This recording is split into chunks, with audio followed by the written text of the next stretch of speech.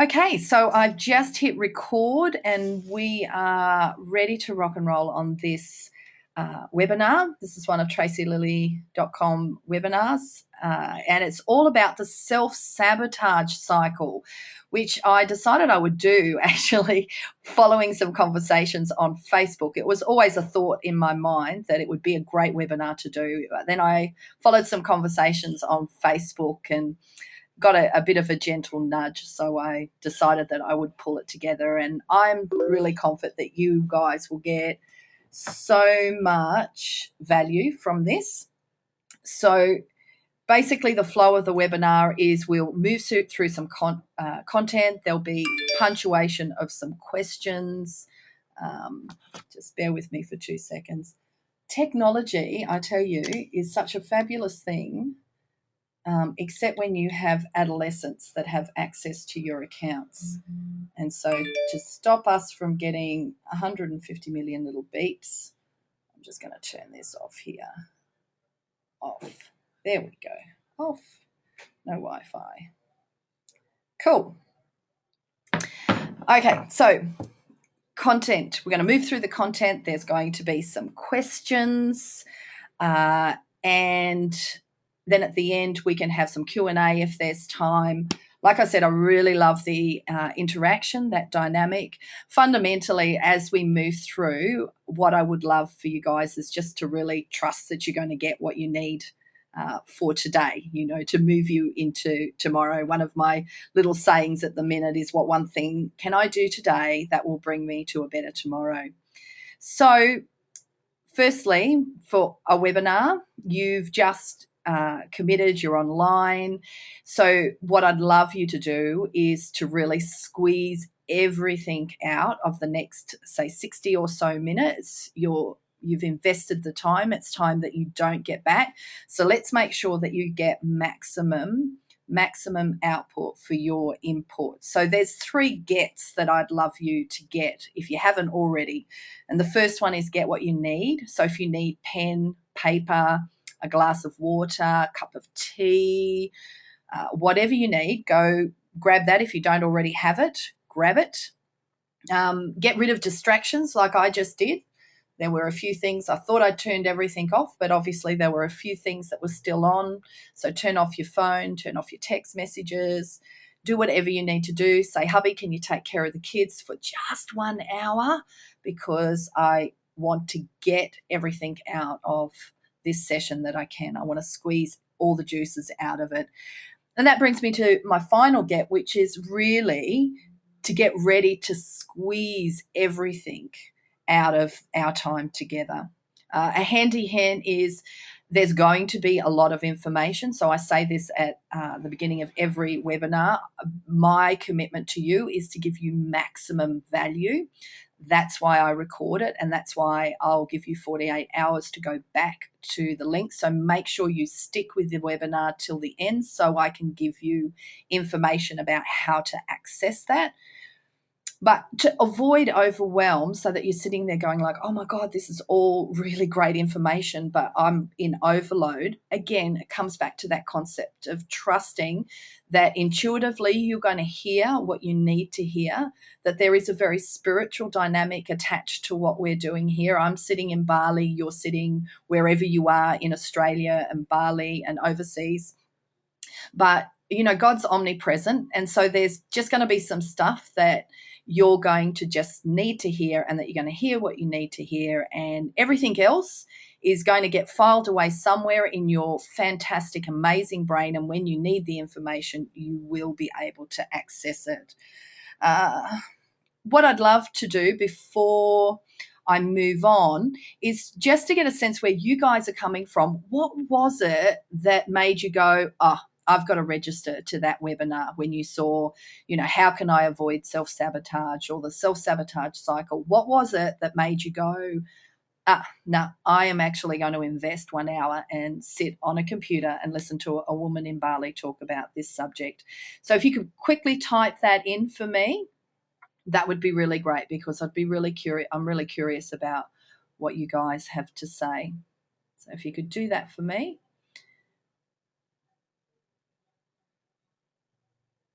because I love you and I value every word that comes out of your mouth. You're so sweet, Sarah. I love you too. What else? Michelle Evans just said, I was just about to ask if I could turn off the kids. You can turn off the kids. So jot down some things there. What was the thing that tweaked your interest? It was actually the word self-sabotage really struck a chord. And yes, I truly have to value, I really value what you have to say about this. I just was really curious. My mum gave it a really good plug, and I think that was a subtle hint. I know mums can be fantastic. You're always somebody's daughter, aren't you? What else? Really thought that it would speak to me. Have been questioning some of the things that I've been doing lately. Would love to hear something fresh on this subject. Fantastic, fantastic. Okay, that's really cool. That's really cool. So, obviously, the right people are in the room. Wanted to understand what self sabotage really means for me. Fantastic. Well, it was interesting, me pulling all of this together and really submersing myself in it for a few days. And I've actually pulled together something to email you. I got a double whammy as well. I'm going like, oh my goodness, I think I'm actually engaging in some of these strategies. Self sabotage is something I do, so I thought this would benefit me. Very cool, very honest, awesome. I'm sorry I'm late. I just got home from work. That's so cool. We're just in the intro, so we are going to move quickly, but we are going to nail it. So this is Popeye. I don't know if you guys are all familiar with Popeye, but he was a cartoon character. I remember him, Popeye the Sailing Man, and he was famous for eating spinach. But so whenever he breaks open a can and he eats the spinach, he just gets this incredible surge of strength. And he was actually employed by the US government during World War II to promote the whole idea of eating spinach, basically because meat was very rare. And it was found that spinach was a fantastic substitute because it contained iron. Now, the reason that they knew this was because in the 1890s, some German scientists had actually done some research that said that spinach actually had as much iron content as meat did. And of course, iron's one of the essential minerals to grow strength. But actually, the facts were wrong.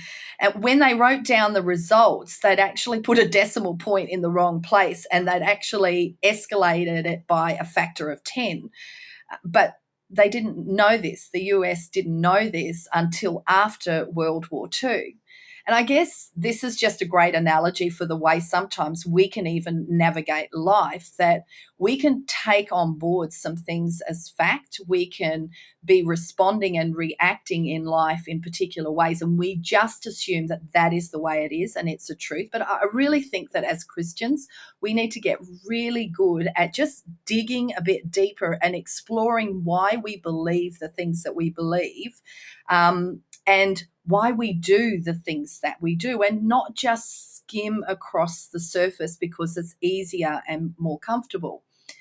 In fact, Dr. Carolyn Leaf says that research has shown that thinking deeply until you actually come to some sort of resolution or understanding, it actually leads to improved physical changes in our brain. And I don't know about you, but I want to really have a great brain. I want to be able to intelligently give expression to my faith. I want to intelligently give expression to why I do the things I do. But most of all, I want to live in a way, I want to live out my ideal life. I want to live out the purposes that God has pre-planned, preordained for me in a way that really brings honor to Him. So we're encouraged to think deeply.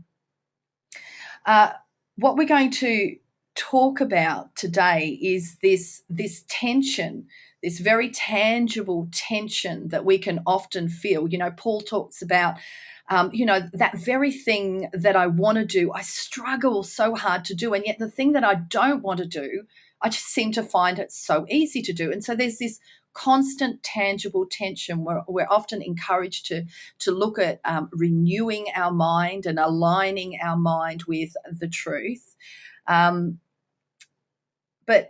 understanding and being able to action are two different things. And you will not understand unless you do just dig a little bit deeper. And that's what this webinar is about, specifically around the whole idea of, why do I do these things that I don't want to do? And how is it that I want to live this particular life, and yet I consistently find myself reverting back to old patterns of behavior? So I'm going to actually talk to you about a model today, which is called the model of the 6 core needs, or the core needs of humanity. And it's been talked about in many different ways. I remember when I was doing my social work degree, we talked about these core needs in psychology. This model is actually a coaching model that was developed by Anthony Robbins and Dr. Chloe Mendez, who's a psychologist. And they basically filtered all of the information around core needs, Maslow's hierarchy of needs, and all those models, pulled it all down, simplified it in such a way that lay people can easily grab a hold of these core needs, because it's these core needs that actually motivate us and drive us and inform the decisions that we make every single day. So in the same way that we have these primary food groups that we need to nurture and nourish our body, we actually have these core needs, these psychological needs, these spiritual needs to nurture our soul, our psychology, our intellect, our will, our emotions. And these core needs, which I'm just going to really briefly introduce to you first, and then we're going to go and add layers to this information. So there's the need for certainty, security, comfort, safety. There's the need for uncertainty, which is about variety and adventure. We have the need for significance, to feel that we count, that we matter, that we're important, that we have worth. We have the need for love and connection, meaningful, authentic connection with other human beings. We also have the need for growth, and we have the need for contribution. So the force of life is this actual drive for fulfillment, and all human beings share this need to experience life with meaning. But fulfillment can only be achieved through living with a focus on these core needs. Now, one of the reasons that this model is so good to work with is that it actually gives you this sort of psychological mud map, this understanding at a very basic level, which helps you identify in any given moment what might be motivating my behaviors. Because the bottom line is, you don't do anything unless it's going to bring you pleasure or help you avoid pain. So it helps you understand your behavior. The 6 core needs are used across organizations. They're used in business. They're used in coaching. They're used in counseling. It's just a very simple way of understanding the motivation of humanity. And this is regardless of race, culture, or creed. And so, like I said, it's a great way for you to understand what could be moving you through life at an unconscious level. So this is not always something that we think about consciously. However, we can develop a conscious awareness of it. So when it comes to these 6 core needs, there's always 2 options. We can meet these needs in a resourceful, healthy way, in a way that's going to support us, sustain us, nurture us, and challenge us as we move forward into this ideal life that we would love to live, into the purposes of God. And then there's unresourceful ways or unhealthy ways, ways that can end up limiting us and containing us and actually sabotaging our best efforts. And what happens is when we are not able to meet these needs in a way that brings us comfort and security, and we feel like it's a bit of a stretch, and maybe we're a little bit afraid of the outcome. And remember, a lot of this stuff happens at a very basic, instinctual way, unless you intentionally cultivate an awareness of what's going on the inside of me. I know that even for myself, for many years, I actually spent a lot of time just managing these sorts of motivations, not really being clear about what was going on the inside of me until I intentionally stopped and took a really good look at my life, where it was going, how it was lining up with what I felt God was calling me to do. And I realized that there was quite a significant gap in between my real, where I was right now, and my ideal, where I truly wanted to be. And what can happen is we can make a decision that we're just going to live small. We're going to live this smaller life. Because, see, unhappiness and emotional distress and dysfunctional behavior basically arise from our inability to consistently meet these 6 core needs and experience happiness and fulfillment. So when our attempts to reach fulfillment fail, we settle for comfort or for just meeting our needs in a small way.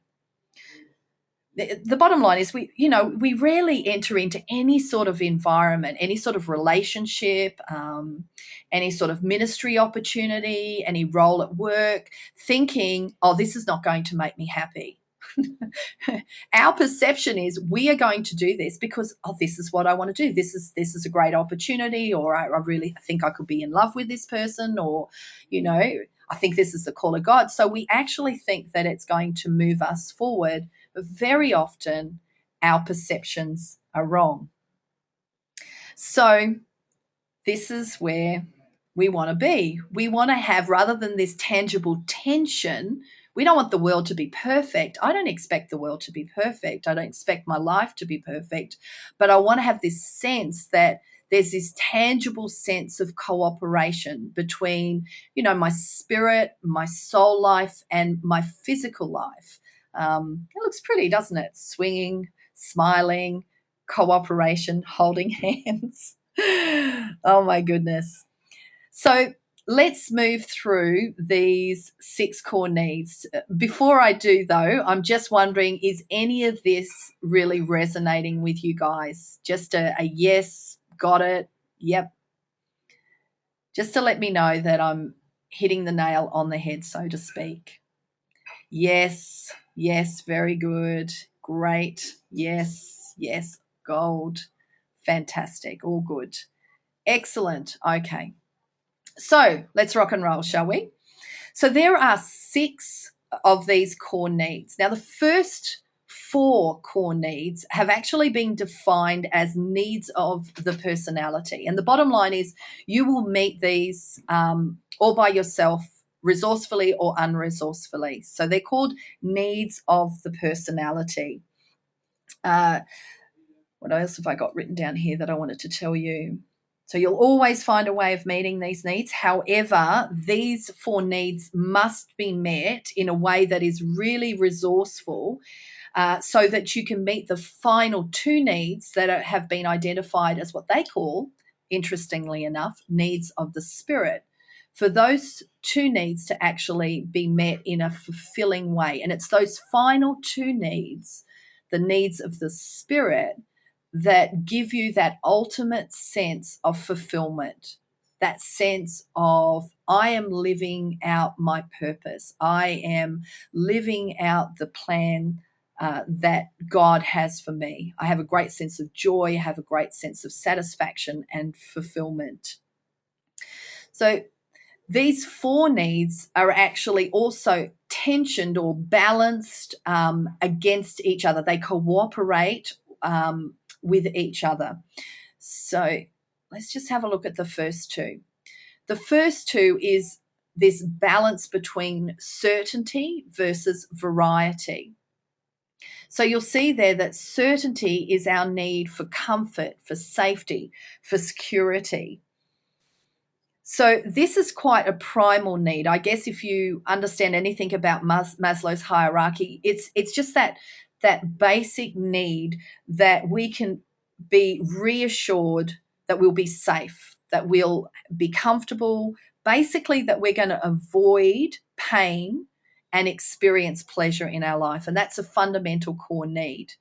Um, it can be it can be met very unresourcefully, and it can be met resourcefully. So if it's met unresourcefully, what happens is the other side of the equation, our need for variety, for adventure, for uncertainty, for spontaneity, for fun, can actually be compromised.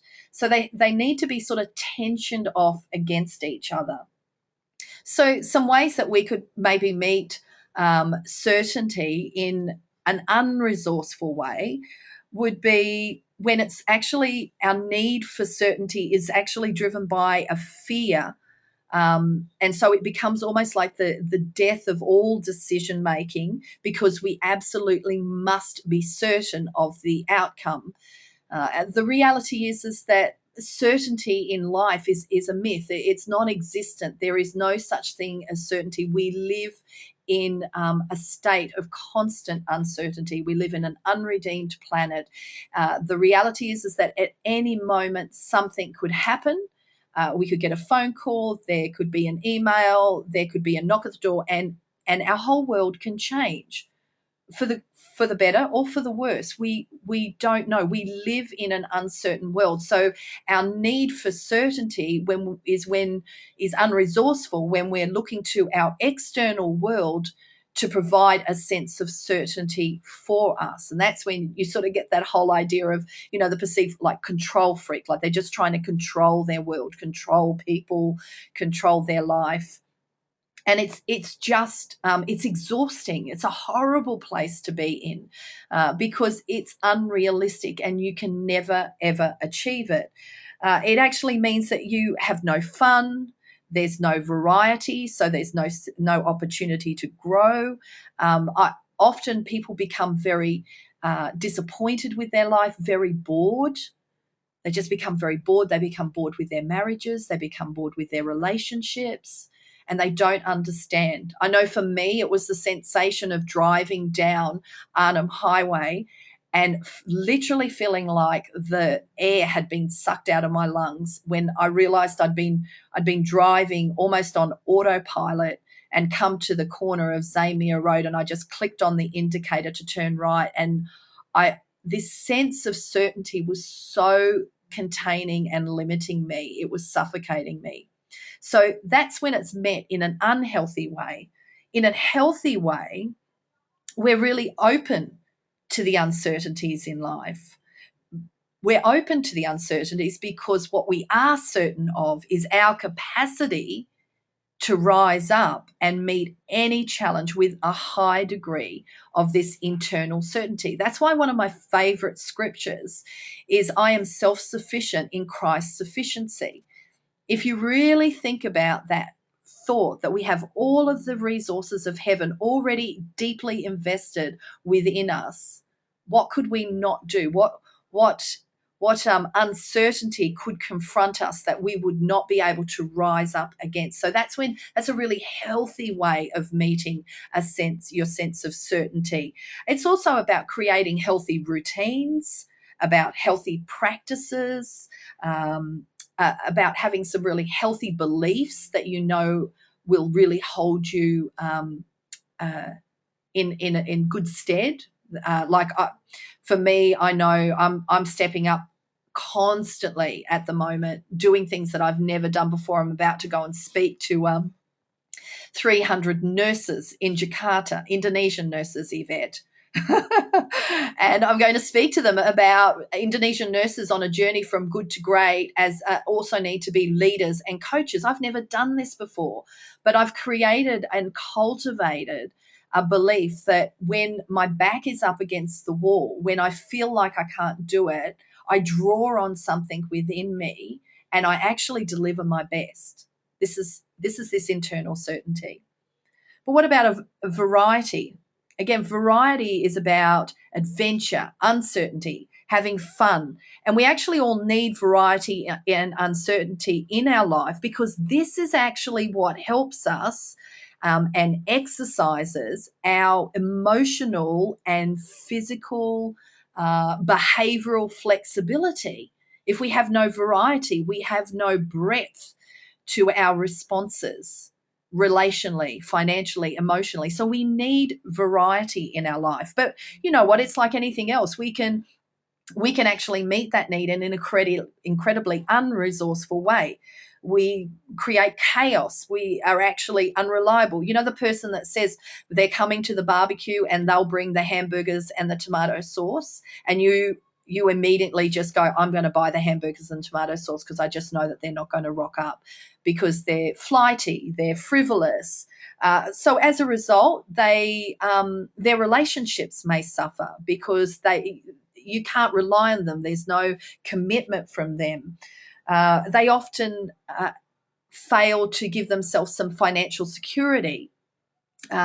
Career opportunities suffer. So these are ways that you can meet things unresourcefully. But resourcefully, again, you're really open to change, you're open to challenge, you're open to growth.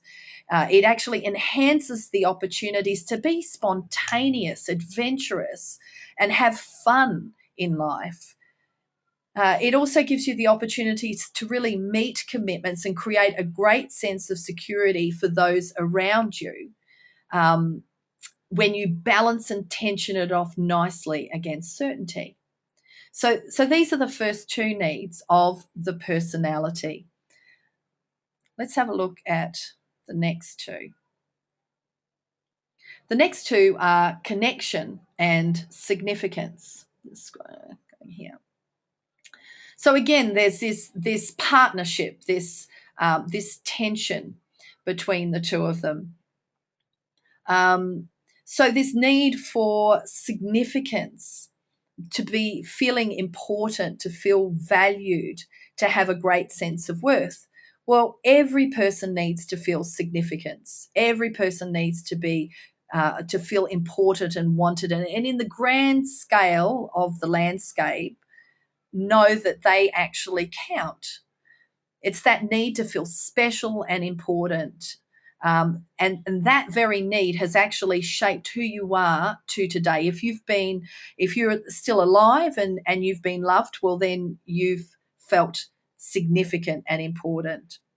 Now, the interesting thing about significance, this need for significance, is that all cases of significance comes from social comparison.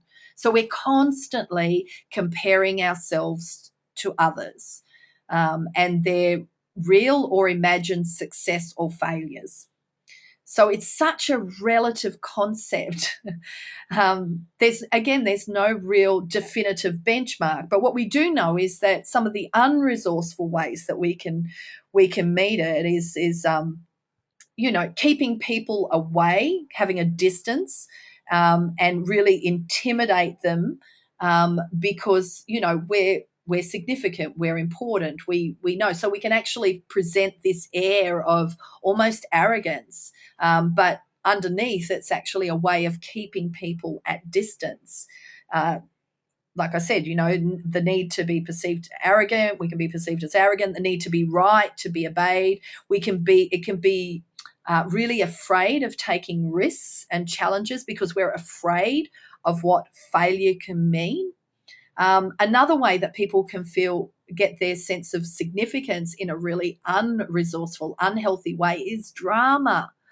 They've got big stories, and the stories are told over and over and over again. One great way is to start to listen to the stories that you tell yourself and you tell others as to whether or not you're meeting your need for significance in a healthy, resourceful way.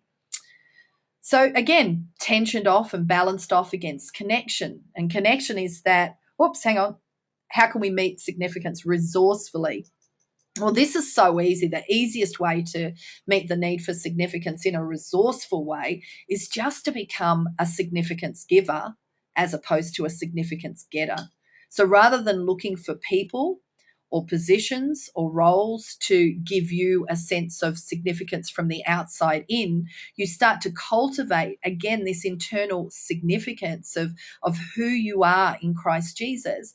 And from that place, you start to compliment people, give them feedback about how great they're doing, or how lovely they look wearing that dress. So you start to give significance to others. um, what else have I got here? Nurturing self-care is a really good one, because very often when you are meeting your sense of significance in an unresourceful way, you'll actually neglect yourself. So a great way to meet your sense of significance in a healthy way is to actually value yourself enough to, like I was talking with some people today, just like hit the pause button and actually do some self-care and some self-nurture. Because the bottom line is, if everything falls around you and you are the center of everybody's world and you start to fall away as well, you're not going to be able to be helpful. So really taking good care of yourself, taking time out to just reconnect with the value that you need to actually place on yourself. So connection is all about love, relationships, belonging. And again, everybody needs connection with other human beings. And we all strive for and hope that one day we will be loved completely, unconditionally. That warts and all, somebody will see us in our ugliest of moments and they will still love us regardless, which I just think is so beautiful, because that is what Christ does for us. Um, so, can you imagine the lengths that people go to? Perhaps even now you're thinking of some of the ways you've gone to great lengths to meet this need. And some of the ways that they do it unresourcefully is they do it and they compromise their own personal sense of significance by just having really bad boundaries, really ineffective boundaries. They allow people access into spaces that really they have no right to have access to. This is a classic recipe for codependent relationships, because they will compromise their sense of worth to the point that they feel like they need to do anything and everything to just experience love. So, in its worst case scenario, this need for connection can actually present as neediness, needing external validation for who they are and having really low self esteem. And again, you'll often see this neglect of self care, their lack of health, lack of self esteem. Uh, when you can meet it resourcefully, again, by really cultivating and nurturing your own sense of value and your own sense of worth, by meaningfully and intimately creating a two-way dialogue and intimate connection with other human beings. Acknowledging that you are not indispensable to others and giving expression to your own dreams and aspirations as well. um, can you imagine if you're in a relationship and somebody just say the need for significance is being met in an unresourceful way, and they just talk about themselves all the time and their stories and their dramas? How easy or how hard would it be to actually meaningfully connect with somebody like that? It's hard. It's hard because you always know it's not a two-way relationship, because it's always SIG. Oh, yeah. Just checking to make sure I'd spent that word right. The flip side is also true when you have a relationship with somebody and they're just always giving and giving and they always undervalue themselves, and it's almost not possible to meaningfully connect with them, which is really what they're after, because they have no sense of importance or value or the sense that they could possibly contribute to the conversation, to the relationship. So, wow, here we are. So I've got a question for you. So these are the first four core needs. These are needs that can motivate us and drive us uh, at an unconscious or conscious level as we're making decisions. So, one of the questions that I've got for you is, what are some of the ways that you can see that you meet these first four core needs, either resourcefully or unresourcefully? And I'd love some feedback.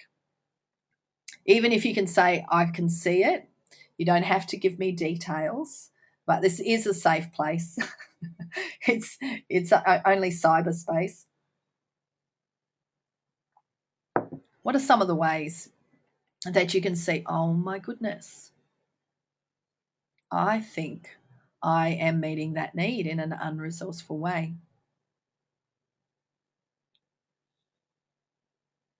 Would an illustration be handy for you? I'm waiting here. I think it's always a little bit of a lag time. So as you're typing, I'm going to give you a bit of an illustration. So, for the past 15 or so months, I have been constantly managing and negotiating this sense of overwhelm, completely in a space of navigating uncertainty, trying to create some sort of sense of structure here in Bali, navigating a completely different culture. And one of the things that I noticed was a bit of pressure was starting to come on, and I started to feel resentful towards my husband because I was feeling like I was getting the short end of the stick because I had to do the school run. I'm being honest now, okay? So I had to do the school run, and I really did not like this way that I was feeling. So the first thing that clued me in was, this is not, I do not like to feel this way about on a day-to-day basis. This is not what I want to experience. This is not living my exceedingly abundantly above and beyond sort of life. So I became really clued into what I was feeling. And so then as I was riding along, I was waiting out the front and I was thinking, so what's really going on here? And because what I'm thinking is like, oh, see, like now I've got to do this, and see, it was all about me. All of a sudden, it was meeting my need for significance, my need for certainty, because it was always about me. I'm always the one that has to take Eden to school. Da, da, da, da, da. And then I just had to go, whoa, hang on a second. Hang on a second. Is there any place that you would rather be? Where else would you rather be than taking your daughter for a 5-minute ride down the road on a scooter down the back streets of Bali?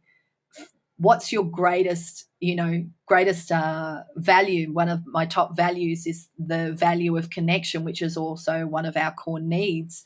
You love feeling connected. You love it when she jumps on the back of the bike and just wraps her arms around your stomach and squeezes you. Um, it gives you such a great sensation. So, what's going on here?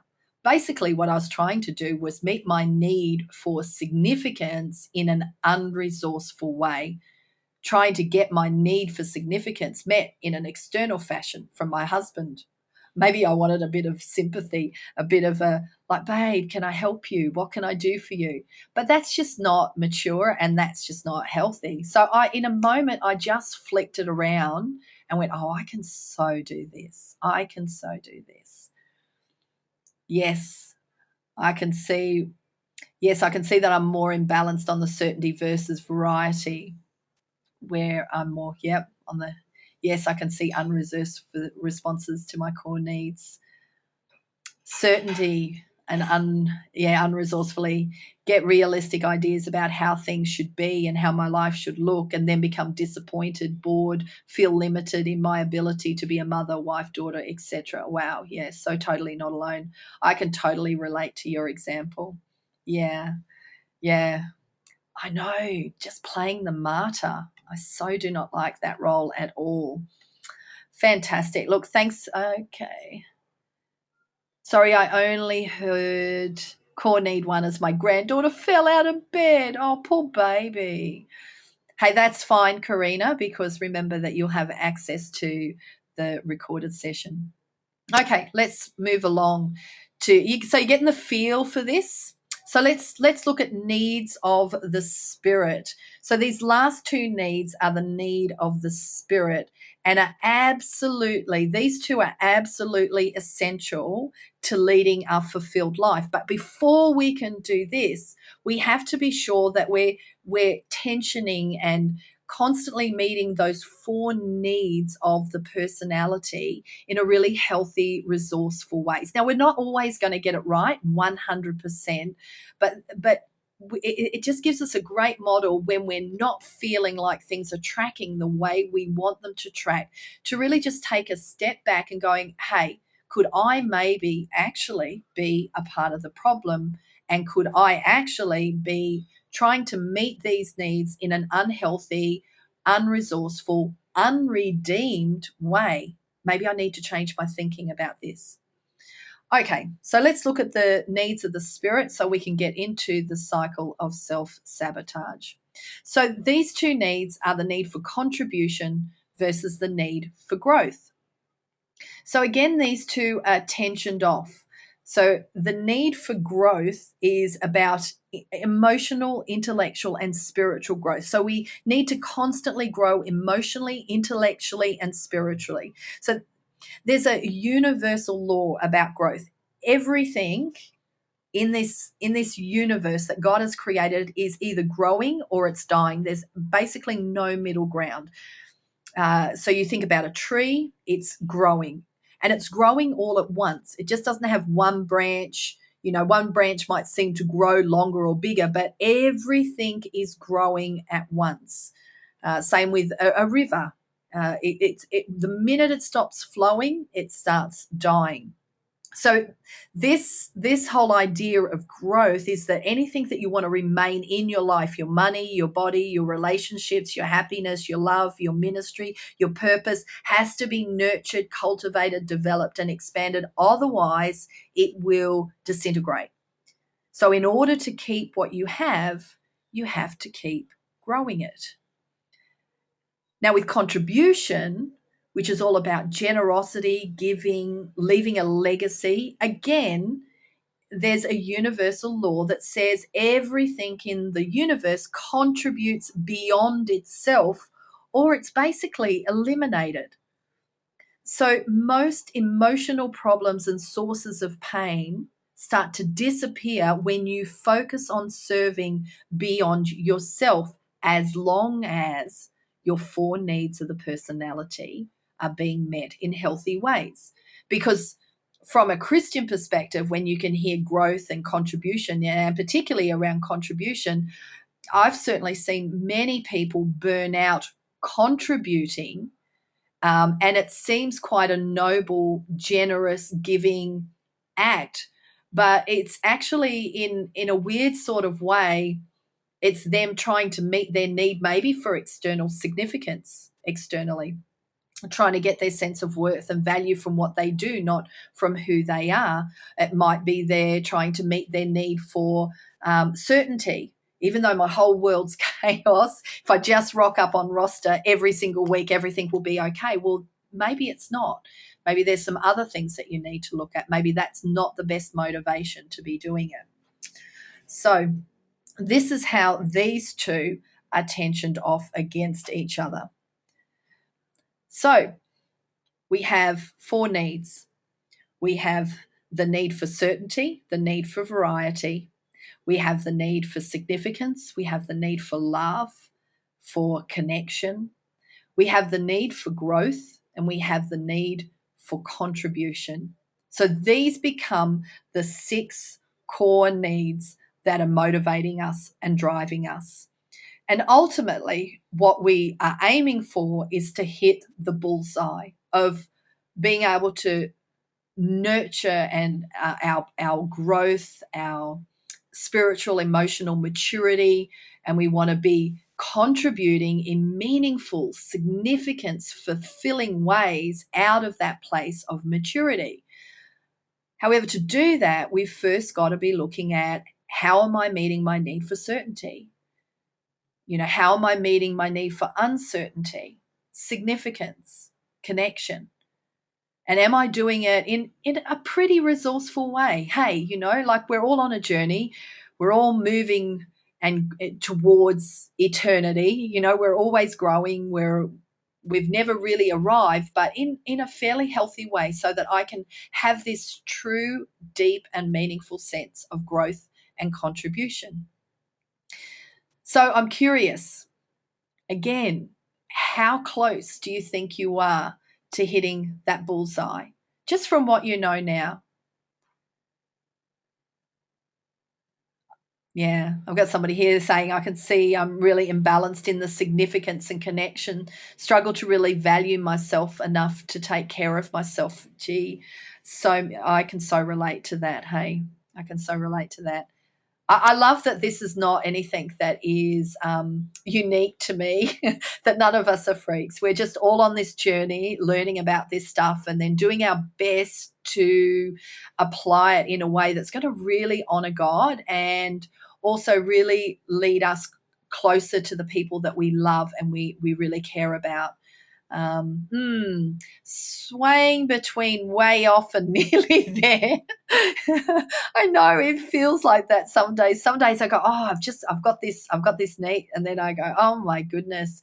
I was even looking at my exercise because what I've noticed is I've got this little way of almost self sabotaging my exercise when I start to get busy. And I was reading through this stuff today, and I'm just going, nah, that's it. I'm on it. I'm on it. A few darts all over that bullseye chart. Yeah, I know. Precious. We're all doing the best that we can, yeah, which I love.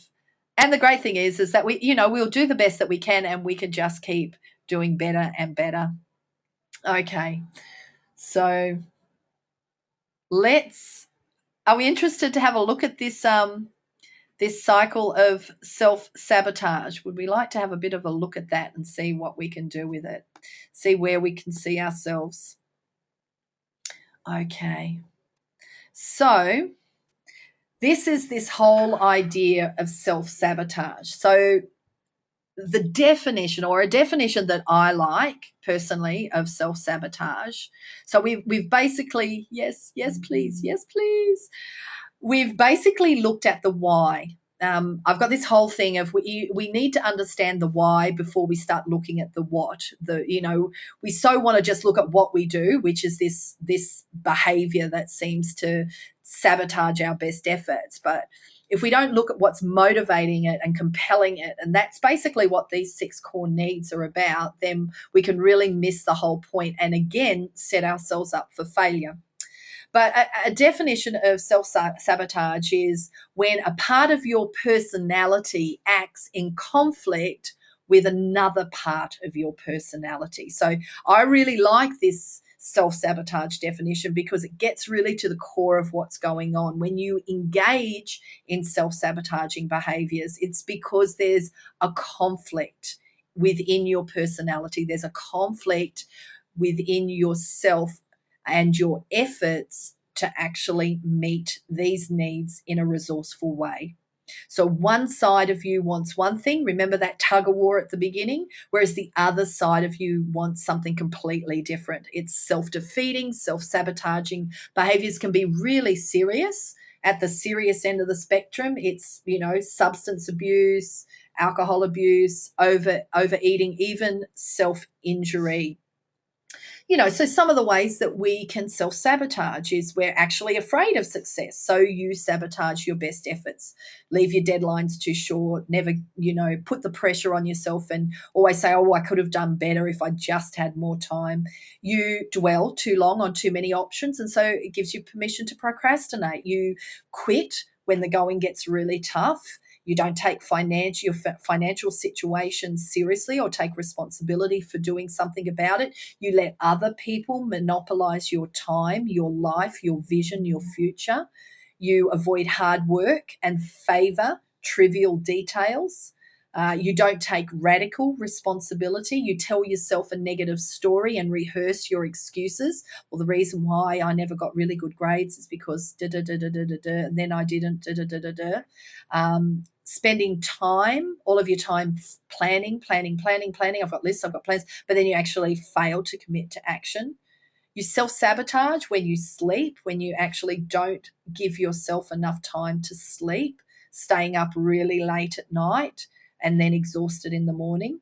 And the last one sort of seems almost sort of counter to everything else that I've said, but it does make sense. You just don't cut yourself slack. You don't cut yourself any slack. You set ridiculously high expectations, and then of course you never meet those ridiculously high expectations, and then you beat yourself up about them. Now, I don't know who you are, but I can certainly relate to a lot of these. I can certainly relate. I'm sure that I've done every single one of them at some point. So I'm just wondering if any of these actually sound familiar. Just go, yep, yep. So just make sure I'm talking to the right people. So if I'm talking to the wrong people, if you guys don't relate to yes, okay, I've got one yes for sure. Yes, yep, yep, yep, yep, yep. Yes, absolutely. Okay, cool. Okay, good. Then I'll keep going. Um, so here we go. Here we go. So every time I click this, it pauses. Excellent.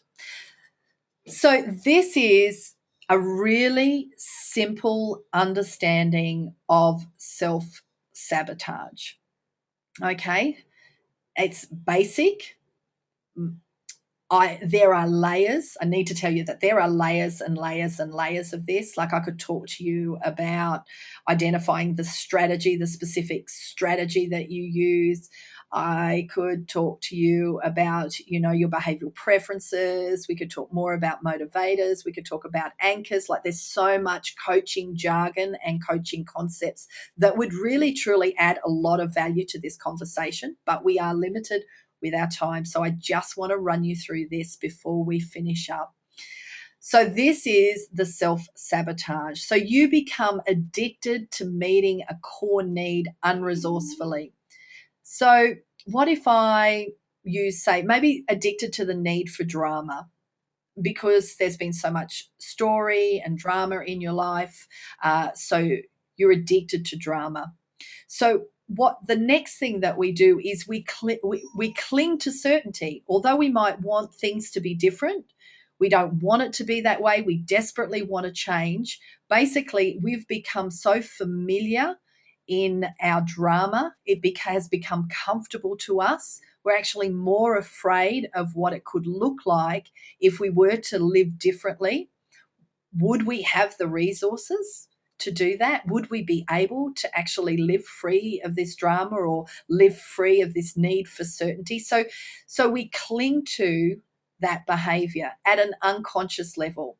Anytime we start to think that perhaps it could be different, perhaps I could lose those few pounds, perhaps I could stop procrastinating, it's sort of intuitively, because it's become a habitual way, a strategy by which you meet that core need. It's almost like your ego, that little 5-year-old inside of you says, no, I don't want to, I'm afraid. So then what you do is you abdicate responsibility for it.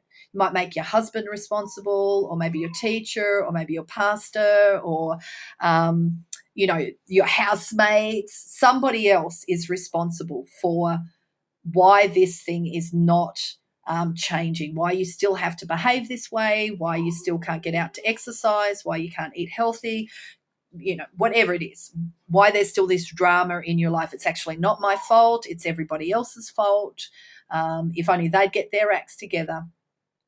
And one of the reasons that you are able to abdicate responsibility is that you look around, remember social comparison, and you look around, and because this is the way that you navigate life, sort of almost at an unconscious level, you attract poor role models. You're looking around and you just see other people and you go, well, look, I'm all right because, geez, if I'm not making it, they're certainly not making it. Or you have role models that you've actually put on a pedestal and you go, I'm just, I really am just not very good at this at all. I'm such a loser. And look at them. They're so awesome. They never struggle. And then what happens is, because you have no clarity around vision or purpose, because how could you? Because you're meeting those core needs of the psychology and the personality in unresourceful ways, you feel fundamentally purposeless, and there's no vision. Remember, my people, where they lack vision, they perish. And when you look at that word vision in the Amplified, it actually talks about a revelation of God's capacity to redeem every situation in your place. So you become almost hopeless.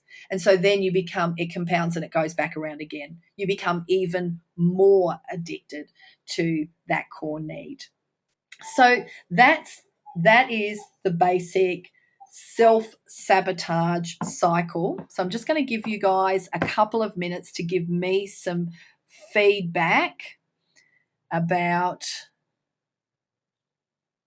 how you found that.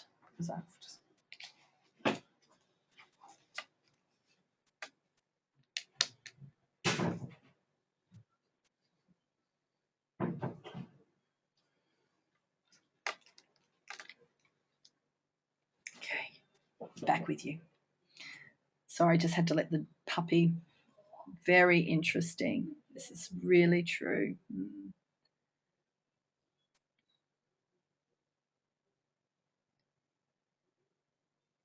It's a great way of understanding yourself, and it's a great way of actually extending a lot of grace to other people, because this is often almost like a current or a tide that moves you through life, and you're not even 100% aware of, why am I doing the things that I'm doing? So what spoke to you the most gives understanding about how it all works. Yeah, I can really relate to the fear of what living differently would look like. Yeah. Yeah, it can be very, very real. I know, clinging to that sense of certainty for myself, um, I was literally terrified of what the changes that I felt I really wanted to make. These big changes. Now, obviously, not everybody needs to move to Bali and completely relocate their family, but I can remember lying in a bed over when we were here in Bali for 4 weeks, just to get a feel for what it could be like to live here. And I literally had anxiety attacks. And I feel so passionately about this stuff because I've sat and listened to so many women tell their story, and I really sincerely feel that they are being ripped off, um, and dislocated from their sense of purpose because of these simple and very understandable processes that are happening at a whole other level. And it's not that you necessarily expect that things will change overnight, although I do know that change can happen in an instant, and you can just get a revelation and do some stuff differently. I can see how this can happen almost at an unconscious daily basis. Yeah. Okay, what's my next slide? So, this is a great question for you guys to just really start asking yourself, how is this behavior meeting my core needs? So, when you start to when you start to feel in a way that you just know is not good, it's not godly, it's not edifying, it's not building you up, it's not moving you forward, it's fear-based, it's unhelpful, it's unresourceful, just just ask this simple question: how is this behavior meeting my needs? Rather than telling yourself, oh, this always happens, I can never do this, I always do that. Flip it around. Stop making statements about yourself and start asking yourself really high quality questions. How could this behavior be meeting my core needs? And is it healthy or unhealthy? And you know what? If it's unhealthy or unresourceful, you can so change it. You can so change it. What's this here? This is really true. It can be really scary. When I cling to abandonment issues and see my friends with their families, I'm terrified as I sort of get this sense of a happy family, and I sort of self-sabotage myself um, in a number of ways, but I really want to change. Somebody else has said it gives me the picture of a cycle of certain behaviors and help me see areas that I have become stuck. And hey, awareness is the first step. I love the idea of bringing this stuff out into the light and then just, putting the light of truth on it. Is this true? How is this helpful? And giving us the option of moving forward. So, where we can exercise self leadership, and this is the complete opposite, this is how we can actually counteract that cycle of self sabotage, is to know that right from the very when you're asking that question, how is this behavior meeting my core needs? Is it resourceful or unresourceful? Oh, it's unresourceful. So make an empowered choice. Don't disempower yourself of your right to choose. I mean, God himself empowered you with the power to choose. I put before you life and death. I would that you would choose life. So don't disqualify yourself and disempower yourself by saying, oh, I have no choice. You always have a choice. You might not like the options. The options might look scary, but you do have a choice. And then you make a decision to literally embrace uncertainty, to just go, you know what? The only certainty that I can bring to this situation is the certainty that I have within myself, that I am enough. I have the resources. I love Stephen Furtick's. I think there's about 12 declarations. They're faith statements. I've got them written in the front of my Bible, and I declare them and I pray them through. And I love that, the one that says, I am fully resourced to fulfill the call of God on my life. Nothing more, nothing less. I'm resourced to fulfill the call, not my will, but God's call on my life. And then you have to assume responsibility, radical responsibility for bringing about the change. You can write it up on a wall, keep it before you, make yourself accountable to somebody else for, moving forward, whatever the strategy might be. And then live at cause. Cultivate a mindset that says, well, what would happen if I was the cause? I'm not a reactor in life, but I am the cause of myself moving forward. That whole idea of assuming 100% responsibility for the outcomes that you get in life. And then being intentional about creating a future focus. What are you moving forward into? Because you will only really embrace the pain that you associate with the change when the future is even more compelling and the pain of staying the same is greater than the pain that you are associating with change. So when I was driving down the road, down Arnhem Highway, and the pain that I was experiencing in that moment was so great that the fear that I had attached to the changes that I needed to make in my life, I needed to leave a job and a ministry that I absolutely loved and had invested 25 years into. I was taking a risk of financially, we were going to take some financial risks. We were going to move out and sell up. We were going to leave the country. I didn't know what that was going to look like for myself, for my husband, or for my children. But you know what? I just knew that I could not stand the pain of living this way anymore. And the future, the compelling future that I'd crafted, that I was holding out before myself on vision boards, and I would dream about it and I would talk about it and I'd create action plans, was so compelling. I could not help but move forward because I so had a sense that God was in it and all over it.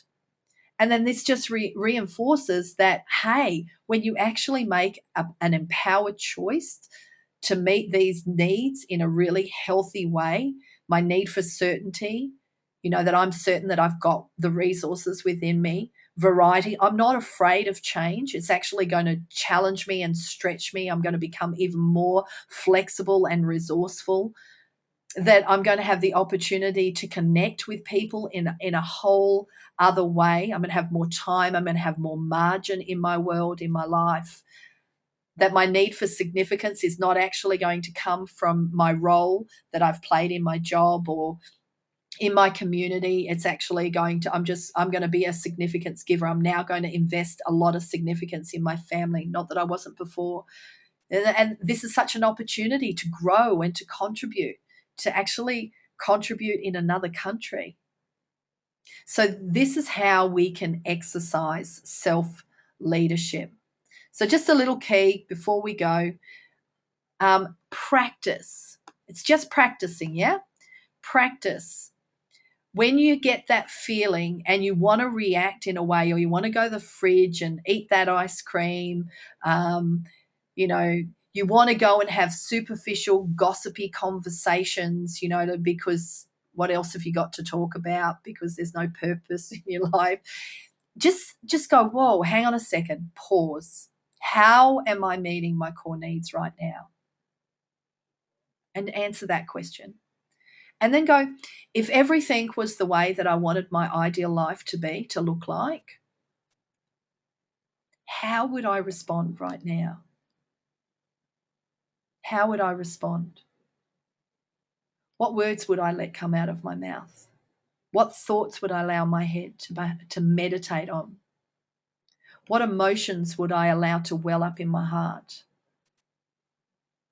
How would I respond? How would I act? Just practice it. Practice. So that brings us to a close. I'm sorry that we got a few minutes over. I would love any feedback that you guys have. What you noticed, what you learned, what you'd like to share, what you thought was of value to you tonight.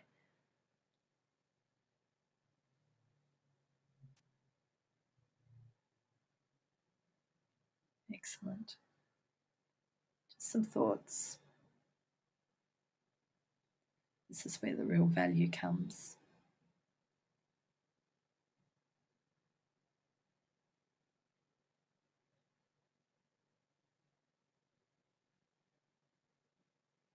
Okay, just while you're typing and giving me some feedback, I said that at the end I would give you some information about how you can grab a hold of the live link, the recording for this.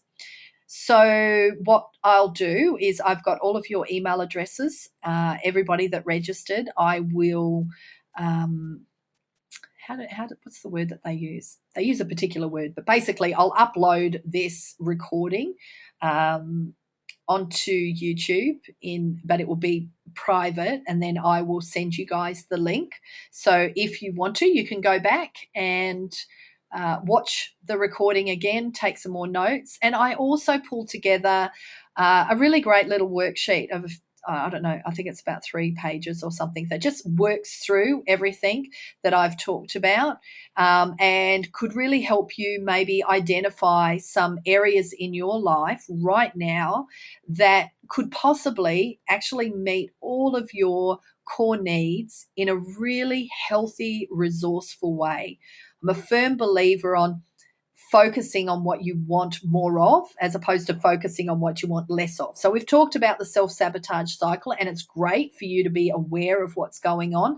But you know what? I bet you that there are some really amazing things that are already happening in your life, some great things that you're already a part of, from parenting to, I don't know, workplace to, maybe places, things that you volunteer in, activities that you're really passionate about, that you could really intentionally focus on elevating and what's another word? Elevating and really intentionally investing in them because they're meeting your core needs in a very healthy way. So, what have we got here? Some feedback. Okay, so wow, very good. Need to process all this. I feel like daily I have conflict to sabotage or not to sabotage. I recognize that certain behaviors are completely unresourceful, and more often than not, I choose the unresourceful behavior instead of what I know is the healthy choice to make. And that babe, could be just meeting your need for certainty because you always do that. In the same way that I tend to always just drop off my exercise when I get really, really busy. So, yeah, go back over it. Um, and I am fully resourced to live God's will for my life. Wow, you are. Absolutely. Thank you. Lots of information here. Have taken lots of notes. Need to digest this some more. Complete the worksheet. Complete the worksheet would be great. Thanks for being online, Yvette. Always love your contribution, Michelle. So true. Awareness is great. Yeah, I really believe that. Once you're aware, I often think that even say with counselling or working with coaching, that um, the greatest benefit that comes from it is simply giving people a safe space to be very honest with themselves and to actually give expression to what's going on inside of them, and then putting the light and the truth on that. Um, yeah, so that things are no longer in the darkness. This has been such a great source of information for me. I know I'm stuck in a sabotaging cycle, but pulling myself out of it has been near impossible. After listening to you, I now feel more empowered to make some really healthy changes in my life. Thank you. You're so welcome, Kate. Hey, my little motto at the minute, and I'm working with a few people, but it's just like, what one thing can I do today to make my tomorrow even better? And if you keep focusing on it, and remember, cut yourself some slack sometimes, um, but just keep the focus. This has really given me some insight of where I want my ideal life to be like, and it's getting better. I just want to say that if my ideal life was how I was living right now, I would say, oh my God, shut the door. Is this for real? I can't wait to focus more on my ideal life, and starts with me going to Cambodia later on this year with Destiny Rescue. That's fantastic. Great way to meet that sense of contribution. I like the practice bit at the end, brings some of this together. Yeah, yeah. Always want to give you just one simple tool. Obviously, there's a lot of information. Like I said, just give yourself permission to trust that your brain is amazing and it will grab what it needs. And you will hear my voice coming back to you tomorrow or the next day or the next day. And like I said, you've got access to the recording. Oh, and I just love God gave you the power of choice. Love that. Yeah, well, He did. Hey, it has been great confronting as I'm scared of my own core needs and sabotage the move forward. But this has been great to digest and apply to my life. And, I really want to acknowledge each and every one of you on the call, because it is one thing to know that maybe you're sabotaging your best efforts, or that maybe something's going on. It's another thing to intentionally start to look for some information, which is obviously what you guys did when you saw the opportunity to jump onto the webinar. But even more than that, I've loved how focused you have been and how open you have been to change, because this really is get your brave on. Be brave enough to actually believe that you could live this exceedingly abundant life, and that God is so there for you every step of the way. I've highlighted, maybe I need to change my thinking. This has come up a few times this month. And that's fantastic that God's already giving you some tools, Yvette. Thank you for your time and expertise. I would have denied publicly I was sabotaging my life and core needs, but underneath I knew it was true. It's refreshing to feel safe, to be real, and keep moving on my journey of growing up and maturing into who God has made me to be. Thanks again. You're so welcome, Natalie.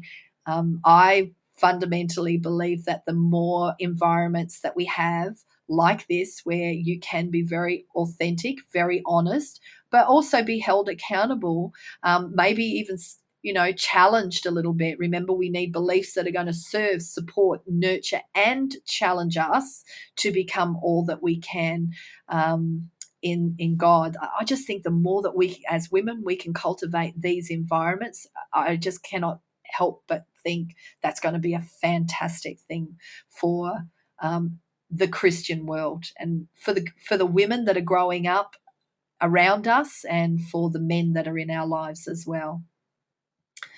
Okay. You're always incredibly challenging, Tracy. Love it. You're so full of grace and love. You're lovely. Thank you. Thank you. Thank you. Thank you. Well, I am going to leave you there. Stay connected. I will make sure that you get that live link and the worksheet. And I've actually just done two very, very cool blogs, even if I do say so myself, all around beliefs, which is another dynamic attached to this core need dynamic. So you may even find it really helpful to have a look at those. And there's actually free worksheets that you can. You just got to put your name and your email address, and then the little autoresponder that I've got sorted will automatically deliver it to you. It's just a one-off, so you don't go on my mailing list or anything like that. It's just a freebie that I just thought, okay, how can I help these girls really work through this process? And these little worksheets are perhaps the best way. So you might find that helpful as well. So take care. God bless each and every one of you. And it's been absolutely delightful. So thank you.